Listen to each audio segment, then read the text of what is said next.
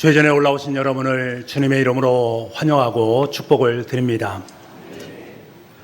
혼기를 지난 어느 여성이 있었습니다. 때가 되면 결혼을 하겠지라고 생각하면서 기다렸는데도 맞는 신랑감이 없습니다. 그래서 기도하기 시작합니다. 주님, 제게 좋은 신랑감을 보내주시옵소서 기도합니다. 기도할 때마다 이 기도를 반복해서 합니다. 그렇게 기도하면 좋은 결실을 맺으리라 믿었기 때문입니다.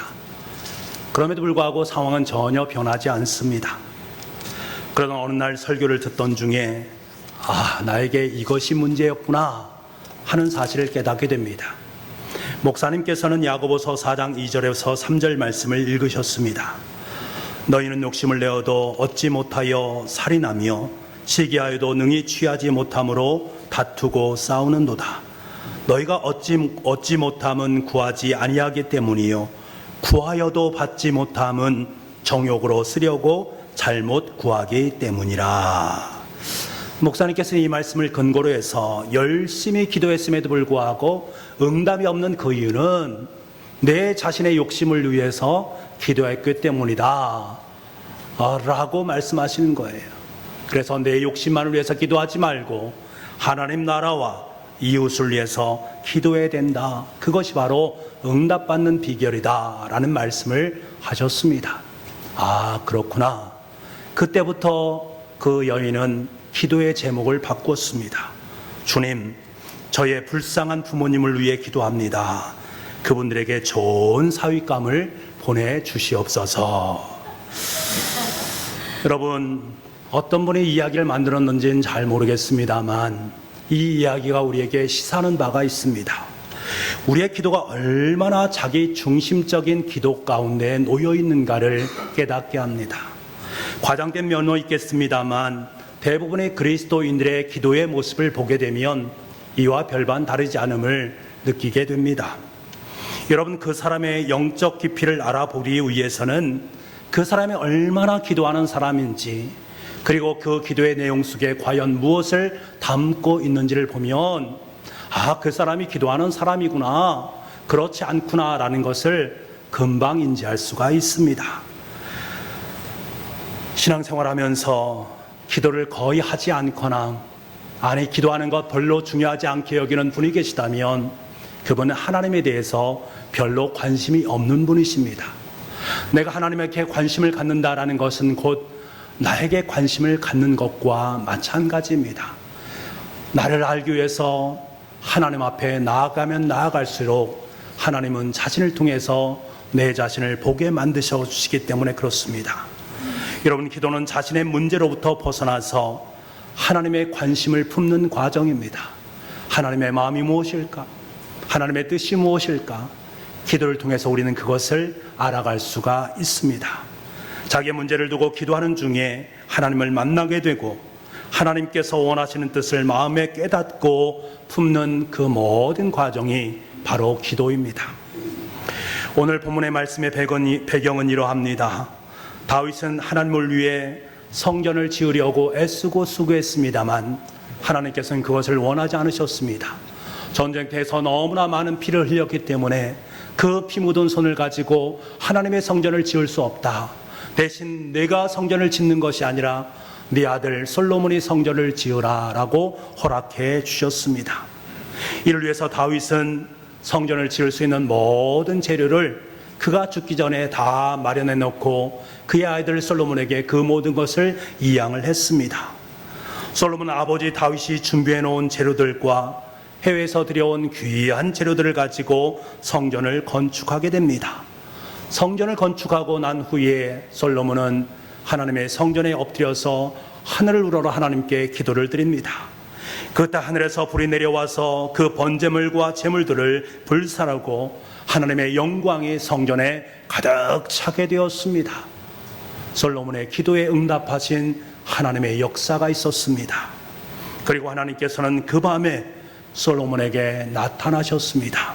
그리고 솔로몬의 기도에 대해서 성전 언약을 베풀어 주셨습니다. 그의 삶 가운데, 그의 기도 가운데 응답하시는 하나님이셨습니다. 이 기도의 응답이 바로 오늘 본문의 말씀입니다. 그런데 여러분, 오늘 기도 응답의 말씀을 우리가 보면서 정말 귀한 말씀이다 라는 사실을 깨닫게 됩니다. 오늘 솔로몬을 통해 주신 기도의 응답을 보면 우리가 어떻게 기도를 해야 되는지, 우리가 어떤 자세로 기도를 해야 되는지, 기도 속에 과연 무엇을 품고 기도해야 되는지, 이 모든 기도의 공식이 고스란히 담겨 있음을 우리는 느끼게 됩니다. 여러분, 공식이 뭡니까? 공식이라는 것은 기본 중에 기본을 의미합니다. 우리가 수학 문제를 풀 때에도 공식을 알지 못하면 수학 문제를 풀 수가 없습니다. 이 공식을 물으면 문제를 풀 수가 없어요. 마찬가지의 모습입니다. 기도에도 공식이 있습니다. 기도에도 기본이 있다라는 거예요. 오늘 말씀은 하나님께서 직접 솔로몬에게 일깨워 주시는 기도의 공식입니다. 이 기도를 통해서 우리가 어떻게 하나님 앞에 기도해야 되는지 주님은 오늘도 우리의 기도를 기대하고 고대하고 계시다라는 사실. 여러분, 우리가 무엇을 하든지 기본이 잘 되어 있어야 합니다. 그럴 때에 응용을 잘 할 수 있는 것입니다. 요즘 축구계에 박지성 선수 이후로 최고의 공격수로 뽑히는 선수가 있습니다. 전 세계 축구계에서도 이제 월드 클래스에 속한다라는 평가를 받을 만큼 출중한 실력을 가지고 있는 선수가 있습니다. 우리가 잘 알고 있는 손흥민 선수입니다. 모 방송사에서 손흥민 선수에 대한 다큐를 여러 번 지금도 계속해서 방영을 하고 있습니다. 센세이셔널 그를 만든 시간이란 제목으로 방영을 하고 있습니다. 제가 그 프로를 보면서 느낀 것이 있습니다. 왜 이 손흥민 선수가 월드 클래스에 속할 수 있었고 출중한 실력을 갖추고 있었을까? 그 사실을 알게 되었습니다. 손흥민 선수에게 가장 큰 영향을 미친 존재는 바로 아버지 손웅정 씨입니다. 그도 한때는 프로 선수였습니다. 그래서 프로 선수인 그가 그의 아들을 직접 가르칩니다. 그런데 그 가르치는 방법을 보면 참으로 혹독하리만큼 훈련을 시킵니다. 손흥정 씨는 자신의 축구 시절을 이렇게 회고합니다. 그러면서 왜 이렇게 자신이 혹독하게 훈련을 시키는지를 말을 합니다. 이렇게 고백합니다. 제가 스스로 진짜 선수 생활을 할 때에도 제 스스로 불만이 정말 많았습니다. 공을 제대로 못 다루니까 제가 공 찼던 내용이 너무나 싫었습니다. 내가 가르치는 아이들만큼은 나와 정반대의 시스템을 갖고 가르쳐야겠다라고 마음을 먹었습니다. 그리고 일단 축구 선수는 공에 비밀이 있는데 공을 못 다루고 어떻게 축구를 할 수 있겠습니까? 그걸 극복하는 건 기본기밖에 없습니다. 무조건 기본기가 중요합니다. 그래서 아버지는 아들을 훈련시킬 때에 가장 중점을 두고 혹독하게 가르친 것이 바로 이 기본기였습니다. 혹독하리만큼 기본기에 충실했습니다. 그러므로 말미암아서 손흥민 선수는 자유자재로 공을 가지고서 운동을 할 수 있었습니다. 여러분, 공을 잘 다루기 위해서는 하루 종일 공이 몸에서 떨어지지 않는 훈련을 시키기 위해서 하루 종일 공을 옆에서 계속적으로 공을 가지고 있을 수 있도록 훈련을 시킵니다. 축구를 게을리할 때는 벌로 4시간 동안 드리블을 계속하게 합니다. 땅에 떨어지면 또다시 시작을 합니다. 이거는 혹독한 훈련을 시킵니다. 그리고 슛을 잘 차기 위해서 훈련을 마치기 전에 한 지정된 장소에서 골대를 향해서 1000번 이상 공을 계속해서 똑같이 찹니다. 그래서 손흥민 존이라는 것이 생길 정도로 우리에게 잘 알려진 그런 이야기입니다. 여러분, 이만큼 혹독하리만큼 강훈련을 시켰습니다. 그래서 그의 몸속에 기본기가 뵐 수 있도록 만들었습니다. 이 기본기 훈련이 어찌 보면 현재의 손흥민 선수를 위대하게 만든 결과물이다라고 말해도 과언이 아닙니다. 여러분, 제가 말씀드리고자 하는 것은 무엇보다 중요한 것은 기본입니다. 기초입니다. 기도도 마찬가지입니다. 기초가 너무나 중요한 것입니다. 기도에도 공식이 있습니다. 그 기초를 잘 쌓아가는 것이 너무도 중요한 것입니다. 오늘 본문 14절을 중심으로 하나님께서 우리에게 일깨워 주시는 것은 기도에도 기본기가 있다. 이 사실을 우리에게 깨닫기를 원하십니다. 그리고 이 기본기를 마음에 품고 날마다 기도 훈련에 매진함으로 말미암아 하나님께서 원하시고 기뻐하시는 참된 기도의 용장으로 저와 여러분이 세워질 수 있기를 간절히 소망하고 계십니다. 그래서 오늘은 오늘 말씀을 우리가 묵상하면서 하나님 제 삶 속에도 이러한 영적인 기도의 공식을 허락해 주시고 이 공식을 내 마음속에 훈련하게 도와주시고 이것이 내 삶 속에 체질이 될 수 있도록 주님 은혜 허락하여 주옵소서. 간구할 수 있는 저와 여러분 되기를 간절히 소망합니다. 먼저 기도에 있어서 기본 중에 기본이 되는 것은 하나님께서 기도하는 나를 어떻게 인식하느냐의 문제입니다. 내가 하나님께 어떻게 불려지는 존재냐, 이 사실을 인식하는 것이 기도의 기본 중에 기본입니다. 여러분 14절 말씀에 뭐라고 말씀하십니까? 14절 말씀입니다.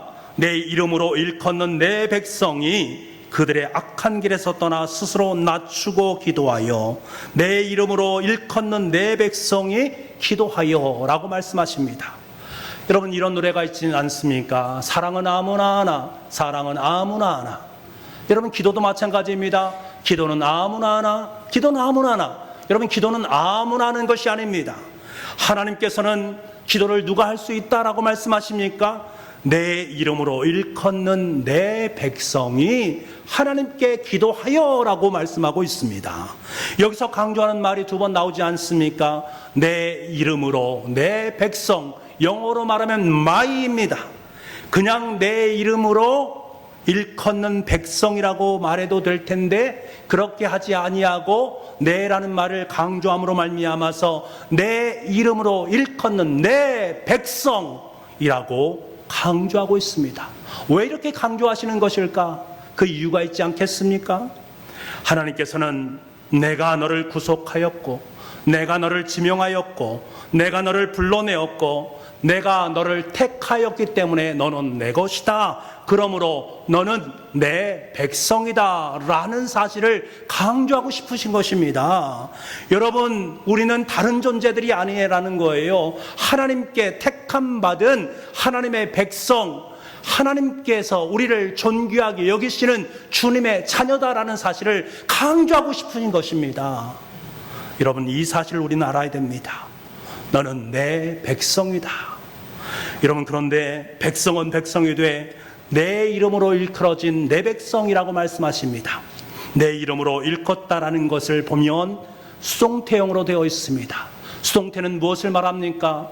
하나님께서 친히 나에게 하감하셔서 나를 하나님의 백성으로 삼아주셨다라는 것을 말씀하는 것입니다. 하나님에 의해서 나는 100% 하나님의 백성이 되었다라는 것입니다. 내가 하나님의 백성이 돼야지라고 해서 만들어진 것이 아니라 하나님께서 아무런 공로가 없는 우리에게 찾아오셔서 너는 나의 백성이다, 너는 나의 자녀다라고 일컬어 주셨다라는 사실을 말씀하고 있습니다. 하나님께서 나를 찾아오셔서 나를 만나주시고 그리고 나를 하나님의 백성으로 삼아주셨다. 이 말 속에 나의 공로는 단 1%도 들어가 있지 않습니다. 완전한 하나님의 100%의 은혜가 그 속에 담겨져 있음을 우리는 깨닫게 됩니다.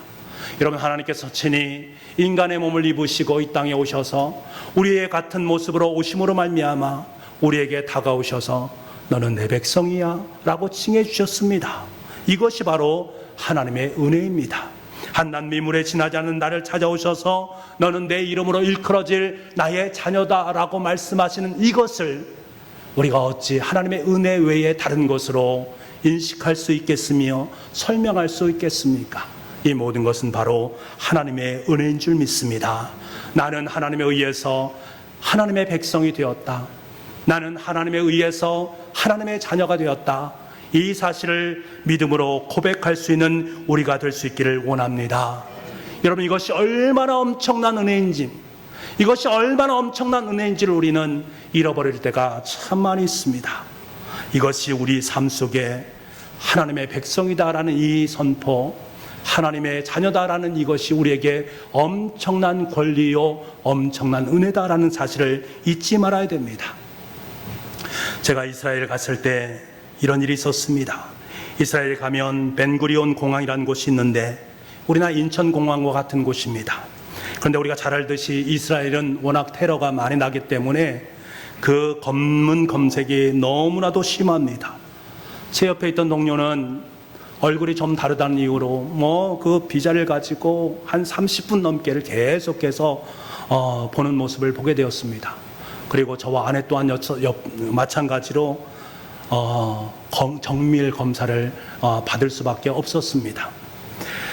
그런데 참 제가 깜짝 놀랐던 것은 그 옆에 보니까 같은 검문 검색을 하는데 옆쪽에는 미국인들이 검문 검색을 받습니다. 그런데 그분들을 받는 모습을 보니까 그냥 여권을 갖다 딱 내고 나면 그냥 얼굴을 다 보고 통과, 다음 사람 통과, 그렇게 다 통과시키는 모습을 보면서 제가 깜짝 놀랐습니다. 그러고 생각한 것이 있습니다. 와, 미국 사람들이 이렇게 대단한 권리를 가지고 있구나. 그리고는 또 하나 생각이 들었습니다. 미국 시민도 이 정도인데 하나님의 백성, 하나님의 시민권을 가진 우리는 얼마나 더 큰 권리를 가지고 있는가. 제가 그렇게 말하고 싶었습니다만 그럴 수 없어서 좀 안타까운 모습이 있었습니다. 중요한 것은 우리에게 하늘의 권세가 있다는 말씀입니다. 제가 지난 시간에도 말씀드렸지만 우리에게는 하나님의 자녀만이 누릴 수 있는 하늘의 권리, 하늘의 권세가 있다는 사실을 우리는 분명히 기억을 해야 됩니다. 여러분, 하나님의 백성은 아버지 되시는 하나님께 당당히 구할 권리가 있습니다. 하나님께 지금 나에게 필요한 것을 말할 수 있는 당당함이 저와 여러분에게 있습니다. 내가 다른 사람에게 무언가를 빌리기 위해서는 참 부끄럽고 말도 잘 나오지 않습니까? 근데 여러분의 아버지에게 가서 여러분 그렇게 행동합니까? 맡긴 것도 없는데 마치 모든 것을 맡긴 것처럼 아버지께 당당히 그것을 달라고 요구하지 않습니까? 그 당당함이 백성에게 있다라는 거예요. 이것이 바로 하늘의 권세이요, 하나님의 자녀의 권세이요, 주의 피로 값주고 사신 주님의 백성의 권세입니다. 이 권세가 무엇인가? 바로 기도입니다. 그래서 기도는 아무나 하는 것이 아닙니다. 기도는 하늘의 권세를 가지고 있는 하나님의 백성만이 할 수 있는 것입니다. 하늘의 권세를 누리고 있는 하나님의 자녀만이 할 수 있는 것임을 확연하게 믿습니다. 우리에게 특권이라는 거예요. 특권. 세상 사람들이 할 수 없는 특권이 저와 여러분의 삶 속에 있는 것입니다. 여러분, 이것에 감사할 수 있기를 원합니다. 주님께서 우리 가운데 허락하신 이 하늘의 특권에 감사하는 마음을 품고 살아갈 수 있는 저와 여러분 될 수 있기를 원합니다. 그리고 이러한 특권을 누리기 위해서 하나님의 백성으로 성실하고 담대하게 주님의 말씀에 응함으로 말미암아 참된 기도의 용사로 아름답게 세워질 수 있는 우리 모두가 될 수 있기를 간절히 소망합니다. 두 번째로, 나는 하나님의 백성입니다. 나는 하나님의 자녀입니다. 이 귀한 것을 마음속에 확신한 후에 다음 단계로 나아갈 수 있습니다. 그 단계가 악한 길에서 떠나는 것입니다. 14절 말씀해 보니 내 백성으로 일컫는 내 백성이 그들의 악한 길에서 떠나 기도하여. 하나님께 기도드림에 있어서 아주 중요한 것이 악한 길에서 떠나는 것입니다. 이것이 없으면 응답도 없습니다. 우리는 흔히 약한 길을 떠나지 아니하고 주님께로 나아가는 경우들이 있습니다. 악한 길에서 떠나야 되는데 그렇지 아니하고 여전히 나는 주님을 믿고 있다라고 생각하면서 신앙생활을 하시는 분들도 계십니다. 그리고 기도하지요. 주님, 먼저 저의 삶 속에 응답하시면 제가 지금 걷고 있는 이 길을 떠나겠습니다 라고 말을 합니다. 아닙니다. 순서가 바뀐 것입니다. 하나님께서는 우리에게 너무나도 분명하게 내가 악한 길에서 떠나서 그리고 난 후에 기도하라라고 말씀하고 있습니다. 예수님께서는 마태복음에서 이렇게 말씀하셨습니다. 마태복음 5장 23절에서 24절 말씀입니다. 그러므로 예물을 제단에 드리려다가 거기서 내 형제에게 원망 들을 만한 일이 있는 것이 생각나거든 예물을 제단 앞에 두고 먼저 가서 형제와 화목하고 그 후에 와서 예물을 드리라. 여러분, 기도해보고 결정하는 것이 아닙니다. 예배 드리다가도 마음속에 원망할 일, 죄악된 일이 생각나거든 먼저 용서를 구하고 하나님 앞에 나와 예배 드리기를 원하시는 것이 하나님의 마음입니다. 여러분, 신방을 하다 보면 가끔 이런 분들을 만납니다. 형제 사이가 좋지 않습니다. 저에게 문제가 있습니다. 이를 위해서 기도해 주십시오. 그리고 저에게 기도의 제목으로 냅니다. 근데 가만히 살펴보게 되면 그것을 해결하기 위해서 전혀 행동으로 옮기지 않는 분들을 만날 때가 있습니다. 문제를 해결하기 위해서 애쓰고 수고하는 것이 있어야 되는데 전혀 그건 것이 없이 그냥 기도의 제목만 내면서 하나님께 기도하면 하나님께서 다 응답해 주시겠지라고 생각하는 분들이 계십니다. 그런데 여러분, 행동은 하나도 하지 않으면서 주님, 제가 이 문제를 놓고 기도합니다. 해결해 주십시오라고 말하면 해결해 주십니까? 화해를 하려면 먼저 가서 사과를 해야 되지 않겠습니까? 잘못한 것을 용서를 빌고 손해를 입힌 것이 있으면 손해를 갚아주어야 되지 않겠습니까? 그러한 마음이 우리 삶 속에 있을 때에, 그 마음을 가지고 하나님께 기도할 때에 하나님께서 우리의 기도에 응답해 주시지 않습니까? 여러분, 하나님께서는 우리의 심부름 센터를 위해서 우리에게 있는 분이 아닙니다. 나의 귀찮은 일을 해결해 주실 분이 하나님이 아니다라는 사실을 우리는 기억할 수 있어야 됩니다. 여러분, 하나님은 내가 그 문제 해결을 위해서 최선의 노력을 다하는 그 현장 가운데 내가 죄악된 길을 걷고 있습니다. 하나님 용서하여 주옵소서. 피나는 그 죄악에 대한 용서, 그 피에 대한 몸부림이 내 삶 속에 있을 때에 하나님께서는 그 가운데 응답해 주시고 말씀해 주신다라는 거예요. 그 바탕 위에 하나님께 기도하며 나아갈 때에 하나님께서는 우리를 긍휼히 여겨주시고 주님의 마음으로, 주님의 심장으로 우리의 기도 가운데 응답해 주는 분이다라는 사실을 우리는 기억할 수 있어야 됩니다. 악한 길에서 떠난다라는 말, 슈브라는 말 아니겠습니까? 슈브라는 이 말은 무슨 말입니까? 내가 그냥 가던 길 그 옆에서 조금 가다가 이 길은 잘못된 길이야, 그래 이 길로 가볼까? 라고 해서 여전히 인간의 편법된 다른 길로 가는 것이 아닙니다. 슈브라는 단어, 이 단어는 회개라는 단어 아니겠습니까? 악에서 떠난다는 것은 회개한다는 것을 의미합니다. 회개하라는 것은 내가 자동차를 타고 가다가 이 길이 아닌가 보다 라고 여기면서 180도 회전하고 다시금 원래의 자리로 돌아온 것을 말합니다. 우리의 잘못된 삶을 약간 수정해서 타협해서 요 길로 가도 되겠지라는 것이 아니라 죽음으로 가던 길을 생명의 길로 180도 유턴해서 가는 것을 의미합니다. 하나님께서는 예수님을 만난 삭개오를 통해서 우리에게 이 사실을 너무나 잘 알려주고 계십니다. 삭개오는 세리장 신분으로 이스라엘 백성들에게 과도한 세금을 냈던 사람입니다. 그래서 이스라엘 백성들에게 미움을 받던 사람이었습니다. 그런 그가 예수님을 만나고 죄에서 떠났습니다. 그는 결단합니다. 회개와 결단의 고백을 예수님께 드립니다. 내 소유의 절반을 가난한 사람들에게 주겠사오며 만일 누구의 것을 속여 빼앗는 일이 있으면 내 갑절이나 갚겠나이다. 악한 길에서 떠난다라는 것은 행위의 결단이 그 속에 함께하는 것을 의미합니다. 회개에 합당한 열매를 맺게 되는 것입니다. 죄의 길에서 떠나서 하나님 기뻐하시는 거룩함을 덧입는 것입니다. 이런 하나님의 자녀가 기도의 자리로 나올 수 있다는 사실입니다. 여러분, 하지만 죄는 이 회개의 마음을 품지 못하게 만들고 결단도 하지 못하게 만들고 회개의 결실도 맺지 못하게 만듭니다. 지금 행하고 있는 것이 죄로 여기게 만들지 못합니다.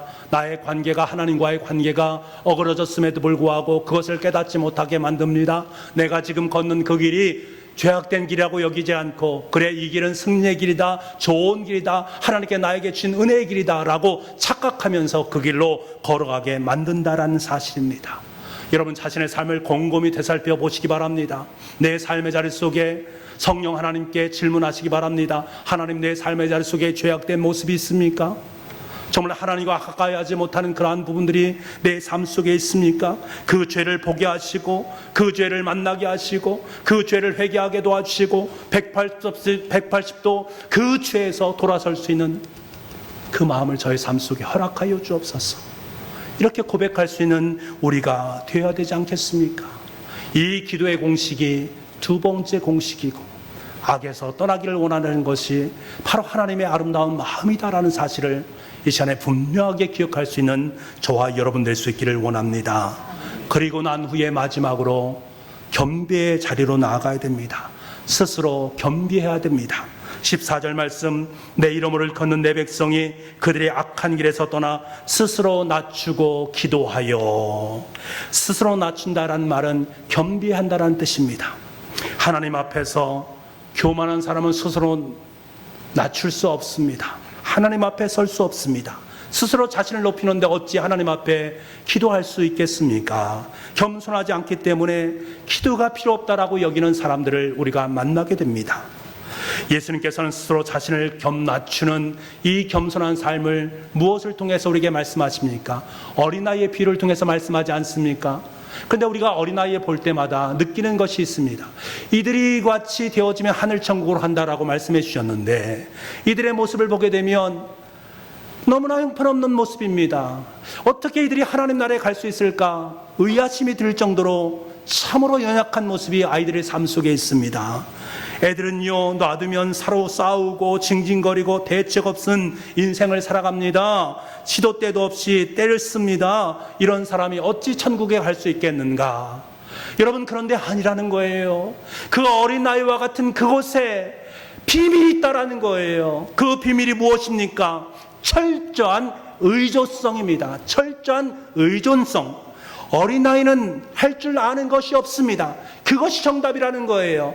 어린아이는 할 수 있는 것이 아무것도 없기 때문에 엄마 아빠만은 꼭 붙잡고 따라갈 수밖에 없는 것입니다. 이런 어린아이들 보세요. 엄마 아빠만 있으면 모든 것이 다 기쁨입니다. 하지만 엄마 아빠가 없으면 그들은 너무나도 힘들어합니다. 엄마 아빠를 붙잡고 엄마 아빠와 함께 하루하루의 삶을 살아가는 존재가 어린아이입니다. 이 의존성이 바로 겸비함이다라고 지금 예수님께서는 말씀하고 계신 것입니다. 자신의 연약함을 알고 항상 주님을 의지하려고 하는 바로 이 스스로 자신을 낮추는 겸손함, 그것이 하나님께서 우리에게 가장 원하시고 기뻐하시는 것이다. 그런 자를 들어서 하나님은 그의 기도를 들어서 응답해 주신다라는 사실입니다. 여러분, 하나님께서는 저와 여러분이 기도할 때에 겸손하시기를 원하십니다. 겸손함이란 말을 영어로 말하면 humble이란 말 쓰지 않습니까? 이 humble 할 때 HUM이란 말은 human이란 단어, 그 속에도 담겨 있는 말입니다. 다시 말하면 흙, 땅덩이를 의미합니다. 흙이라든가 땅바닥을 의미합니다. 다시 말하면 겸손함, 이 humble이란 말은 땅바닥에 고개를 처박을 정도로 납작 엎드린 상태를 의미하는 것입니다. 마음의 상태가 땅바닥에 엎작 엎드리는 상태, 그 상태가 바로 험불의 상태입니다. 여러분, 기도할 때 거만하게 기도하지 마시기 바랍니다. 머리를 땅바닥에 조아리듯이 그 가장 낮아진 상태로 하나님 앞에 기도할 수 있기를 원합니다. 하나님 앞에서 나는 정말 아무것도 아니구나, 아무것도 아니기 때문에 하나님만 바라볼 수밖에 없구나, 하나님을 바라보면서 기도하는 그 가난한 마음, 그 겸손한 마음, 땅바닥에 납작 엎드린 그 마음을 하나님은 너무나도 기뻐하신다라는 사실입니다. 겸비함이 결여된 기도는 하나님은 들어주지 않습니다. 하지만 겸손한 자의 기도는 하나님께서 기뻐하십니다. 한국에서 가장 겸손한 분을 말하라면 이미 돌아가신 분, 영락교회의 한경직 목사님 아니시겠습니까?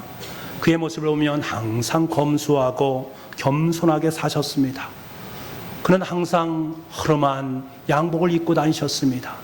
어떤 분이 그 모습을 보면서 마음이 너무 아팠습니다. 그래서 목사님에게 새로운 양복 한 벌을 사드렸습니다. 그리고 다음날 교회에 갔더니 아이고 어쩐 일입니까? 목사님께서 그 새 양복을 입고 오시면 얼마나 좋을 것인가. 그런데 옛날 입었던 그 양복, 허르스러운 양복을 다시 입고 오시는 것입니다. 그래서 목사님께 물었습니다. 목사님, 제가 사준 새 양복 어쨌습니까? 라고 물었을 때에 목사님은 어제 시골교회 목사님 만났는데 그 모습이 너무나 딱하고 마음이 안타까워서 내가 그에게 벗어주고 왔어 라고 말씀하시더랍니다. 큰 대형교회 목사님이시면서도 겸손함을 잃지 않으시고 소박하게 살아갔던 분이십니다. 그래서 그는 종교계의 노벨상이라고 여기는 템플된 상을 받지 않으셨습니까? 그 템플던 상을 수상하는 그 수상의 인터뷰, 우리에게 너무나 잘 알려져 있지 않습니까? 우리는 그 큰 상을 받으면 하나님, 이 상 때문에 이것은 하나님의 주신 것입니다. 하나님 너무나 감사합니다. 하나님 영광입니다. 영광 받아 주옵소서. 그렇게 기도하지 않겠습니까? 그런데 목사님은 그렇게 기도하지 않습니다. 저는 일제시대 때 심사참배를 한 죄인입니다 라고 고백합니다. 저는 일제시대 때 신사참배를 한 죄인입니다. 하나님 앞에 서고 보니 그 상이 의미 없는 거예요. 그 삶이 중요한 것이 아니라 내가 하나님 앞에 어떤 존재로 서 있는가, 그것이 더 중요하게 여겨졌던 것입니다. 사실은요, 한경희 목사님 신사참배를 적극적으로 행한 분이 아니십니다. 그럼에도 불구하고 신사참배 때 내가 순교하지 못한 것을 한으로 여기면서 사셨던 분이십니다. 그에게는 겸손함이 있었습니다. 여러분, 이것이 바로 겸손함이요, 이것이 바로 하나님 앞에 험불하는 것입니다. 나를 흙처럼 낮은 존재로 생각하는 것입니다. 땅바닥에 고개를 쳐박고 하나님 앞에서 나 자신을 낮추는 것입니다. 이런 겸손한 자의 기도를 하나님은 기뻐하신다라고 약속하고 계십니다. 사랑하는 부부가족 여러분, 오늘 저와 여러분은 14절 말씀을 중심으로 기도의 공식에 대한 부분을 함께 나누었습니다. 먼저 저와 여러분이 기도할 때에 나는 하나님의 백성입니다, 나는 하나님의 아들이요 딸입니다 라는 확신의 마음을 품고 기도할 수 있기를 바랍니다. 그리고 악한 길에서 떠나서 철저히 내 자신을 낮추면서 겸비함으로 기도할 수 있기를 간절히 소망합니다. 이렇게 기도할 때 하나님께서는 우리에게 너무나도 선명하고 너무나도 분명하게 들려주시는 약속의 말씀이 있습니다. 이 말씀이 저와 여러분에게 위로와 소망과 기쁨이 되는 말씀이 되기를 원합니다. 14절 마지막 부분에 이 말씀이 나옵니다. 우리 14절 마지막 부분, 빨간 글씨로 되어 있습니다. 강조하기 위함입니다. 우리 이 말씀을 하나님, 내가 주님 앞에 기도의 공식을 가지고 기도할 때에 하나님께 이런 놀라운 응답을 허락하여 주옵소서. 아버지 하나님, 이런 역사가 있게 하여 주옵소서. 그 마음을 가지고 함께 우리 고백을 하도록 하겠습니다. 함께 고백하겠습니다. 시작. 내가 하늘에서 듣고 그들의 죄를 사하고 그들의 땅을 고칠지라. 아멘. 내가 하나님이 하늘에서 듣고 그들의 죄를 사하고 그들의 땅을 고쳐주신다라고 약속해 주셨습니다. 얼마나 감동적이고 얼마나 은혜스러운 말씀입니까? 저와 여러분은 지금 러브153 전도잔치를 진행하고 있습니다. 내가 사랑하는 그 사람, 내가 마음속으로 품는 그 사람 작정하고 마음에 품었습니다. 그래 하나님 앞에 기도하지 않습니까?